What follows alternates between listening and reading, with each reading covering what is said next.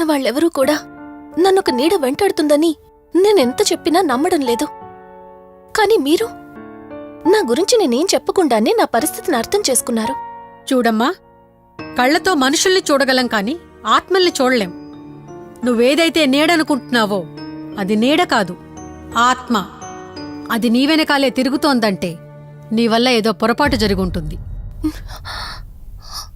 దుర్గాబాయ్, గతమంటూ తనకి ఏమీ గుర్తులేదు. కారణం లేకుండా ఏ ఆత్మ వెంటపడదు. మొదటిది, ఏదో ఒకలాగా పగ తీర్చుకుని ఈ అమ్మాయిని నాశనం చేయటం. రెండవది, ఈ అమ్మాయిని ఆయుధంగా వాడుకుని తన అవసరం తీర్చుకోవడం. పగ తీర్చుకోవడానికి నేనేం తప్పు చేశాను? దీనికి సమాధానం తెలియాలంటే నీ గతం గుర్తుకు రావాలి. అందుకు ఒకే ఒక దారుంది. ఆ ఆత్మని బంధించి నీ గతమేమిటో తెలుసుకోవాలి. ఆత్మతో మీరు మాట్లాడగలరా? ఈ రాత్రి సరిగ్గా 12 గంటలకు మీరిద్దరూ ఇక్కడికి రండి. అమ్మయ్యా, వీళ్ళు పడుకున్నారు. మధు, మధు, కార్తీక్ పడుకున్నాడు. త్వరగా మనం వెళ్ళొచ్చేద్దాం పదా. సరే.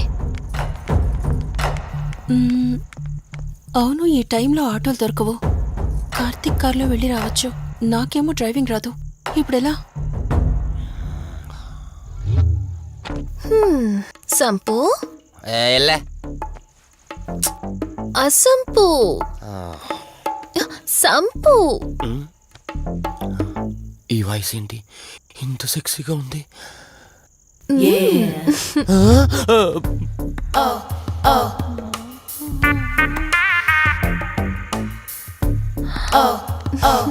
సంపు, నీకు కార్ డ్రైవింగ్ వచ్చా?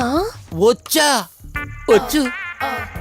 అలా బయటికి వెళ్దాం, వస్తావా? నన్నే? అవును, నిన్నే. ఏ రావా? ఒక్క నిమిషం. ఒరే, నువ్వు మార్నింగ్ ఇచ్చిన పర్ఫార్మెన్స్ కి తనకెక్కడో టచ్ అయినట్టుంది. అందుకే డ్రైవింగ్ రమ్మంటుంది. నీకెక్కడో సుడుంది, అది నీకు మాత్రమే తెలుసు. ఏంటి? ఏం మాట్లాడవా? ఈ టైంలో ఎక్కడికి? ట్యాంక్ బండికా? చెప్తాను గాని రావా? నువ్వు పిలవాలి గాని శ్మశానకైనా వచ్చేస్తా. ఒక నిమిషం డ్రెస్ చేంజ్ చేసుకుని వస్తా. కంగారులో లేడీస్ స్ప్రే కొట్టుకున్నాం, ప్రాబ్లం రాదుగా. ఎవరికి తెలుస్తుంది? అయినా డ్రైవింగ్ నేర్చుకోవడం ఎంత మంచిదైందో.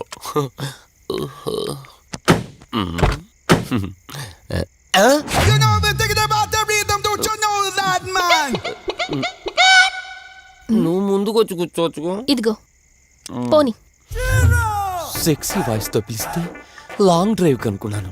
ఆఖరికి ఓలా క్యాబ్ డ్రైవర్ చేసింది ఆ సంపు. తూని బతికిచాడా? సోదాపి త్వరగా పోనీ. మీ టార్చర్ ఎక్కువైపోయిందండి నాకు.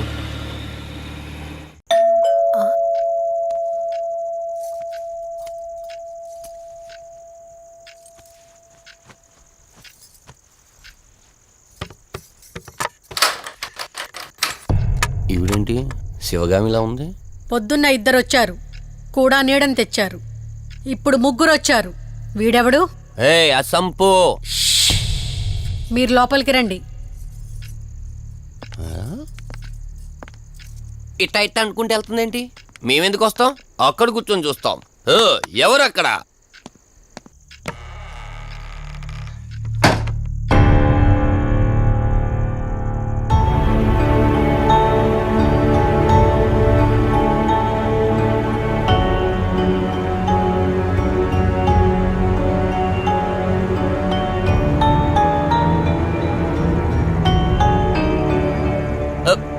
దెయ్యాలు భూతాలంట. వాటితో చిన్నప్పుడే గోళీలు ఆడుకున్నాం. రాని దెయ్యం మేము చూసాం ఇట్లా చేరే సినిమాలు. మాకు చెప్తారేంటి? అమ్మా, గాలి కనుకుంటా.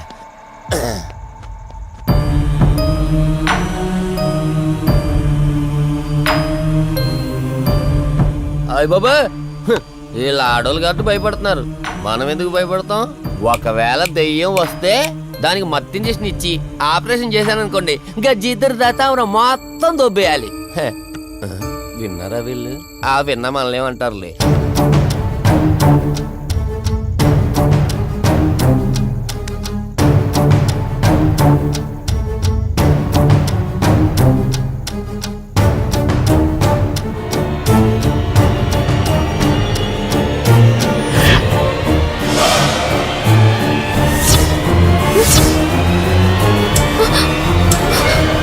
అయ్యి బాబాయ్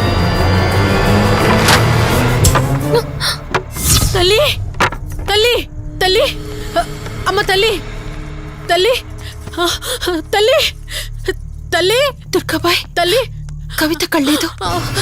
తల్లి తల్లి ఎక్కడున్నావు తల్లి? ఎక్కడున్నావమ్మా?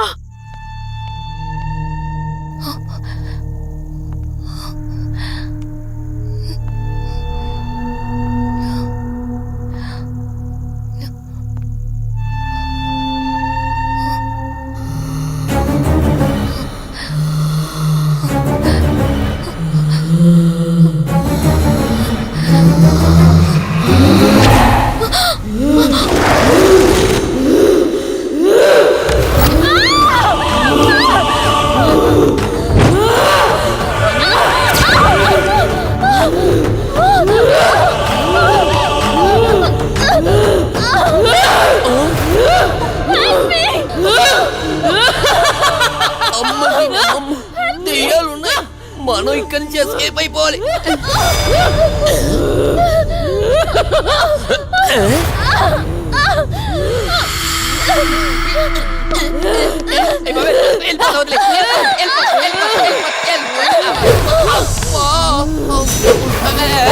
అయ్యి బాబే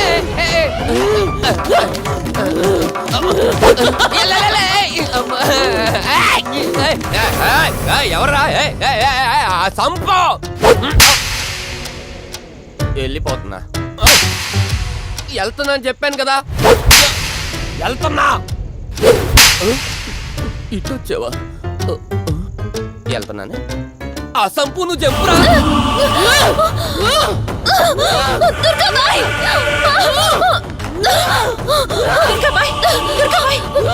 లక్ష్మి తల్లి తల్లి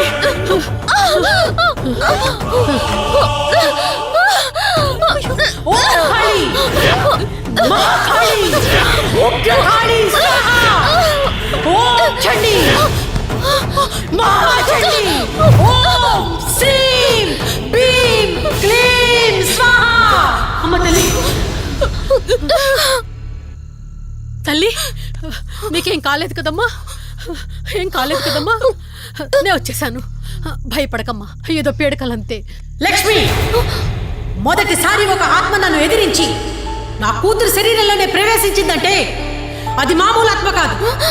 దాని శక్తి ముందు నా మంత్రశక్తి పని చెయ్యట్లేదు. మరి ఇప్పుడు ఏం చేద్దాం దుర్గాబాయ్? సమస్య ఎంతటిదైనా పరిష్కారం ఉంటుంది. ఇక్కడి నుండి 550 కిలోమీటర్ల దూరంలో పెంచలకోన అనే ఊళ్ళో మల్హోత్రా అనే క్షుద్ర మాంత్రికుడు ఒకడు ఉంటాడు. ఎంతటి ఆత్మనైనా అతని శక్తితో దిగ్బంధనం చేయగలడు.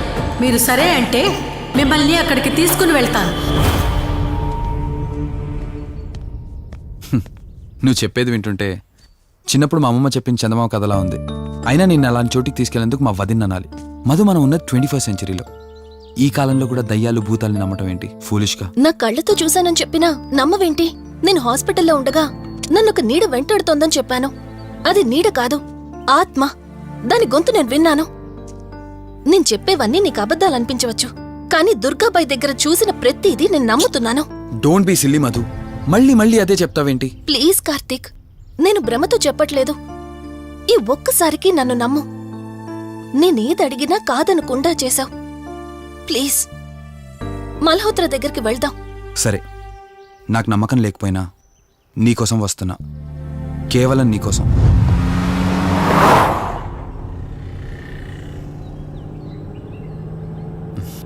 ఏంటి అలా చూస్తున్నావు? నేనెవరో ఏంటో తెలీదు, నా గతం ఏంటో తెలీదు. ఆ రోజు ప్రమాదంలో ఉంటే సేవ్ చేసి హాస్పిటల్లో అడ్మిట్ చేశావు. అంతటితో నీ బాధ్యత తీరిపోయిందనుకుని వెళ్ళిపోయి ఉండొచ్చు కదా. నువ్వు మామూలు కండిషన్లో ఉండుంటే నేను మీ ఇంట్లో వాళ్ళకి అప్పగించి ఒక కప్పు చాయ్ తాగి బాయ్ చెప్పి వెళ్ళిపోయేవాడిని. కానీ నేను నా కండిషన్లో చూశాక ఒంటరిగా వదలాలనిపించలేదు. నువ్విలా మాట్లాడుతుంటే చాలా బాగుంటుంది కార్తీక్, కానీ ఒకటి మాత్రం నిజం. నిన్నటి వరకు భయం వేసేది. ఈరోజు నువ్వు నా పక్కనుంటే చాలా ధైర్యంగా ఉంది. ఫస్ట్ టైం భయాన్ని పక్కన పెట్టి నీ గురించి ఆలోచిస్తే ఈ ధైర్యం జీవితాంతం కావాలనిపిస్తుంది. ఎందుకలా నవ్వుతున్నావు? కావాలనుకోవడానికి, కలిసి ఉండడానికి కావాల్సింది ధైర్యం కాదు, నమ్మకం. ఆ నమ్మకం కోసమే అడుగుతున్నాను. రేపు నాకు గతం గుర్తొస్తే ఇప్పుడున్నట్టే ఎప్పటికీ నాతో ఇలానే ఉంటావా? లైఫ్ ఒక ట్రైన్ లాంటిది. ఎక్కేవాళ్ళు ఎక్కుతూ ఉంటారు, దిగేవాళ్ళు దిగుతూ ఉంటారు. కాకపోతే మనకిష్టమైన వాళ్ళు పక్కనున్నంత వరకు లాస్ట్ స్టేషన్ వచ్చేంత వరకు దిగాలనిపించదు. ఆ ఇష్టం మన పక్కనే ఉంటే? వదిన్ ఫోన్ చేస్తుంది. వదినా. కార్తీక్, దుర్గాబాయ్ నాకిప్పుడే ఫోన్ చేసింది. ఈరోజేవో గడియలు బాలేదంట. రేపు మార్నింగ్ రాహుకాలం తర్వాత రమ్మని చెప్పింది. ఇంతకీ మీరెక్కడున్నారు? వేటపాలెం దగ్గరలో వదినా. ఆల్రెడీ సగం దారి రీచ్ అయిపోయాం. సర్లే, ఓ పని చేయండి. నైట్లో జర్నీ ఏం చేస్తారులే గాని దగ్గరలో ఎక్కడైనా స్టే చేసి మార్నింగ్ వెళ్ళండి. ఓకే వదినా, అలాగే.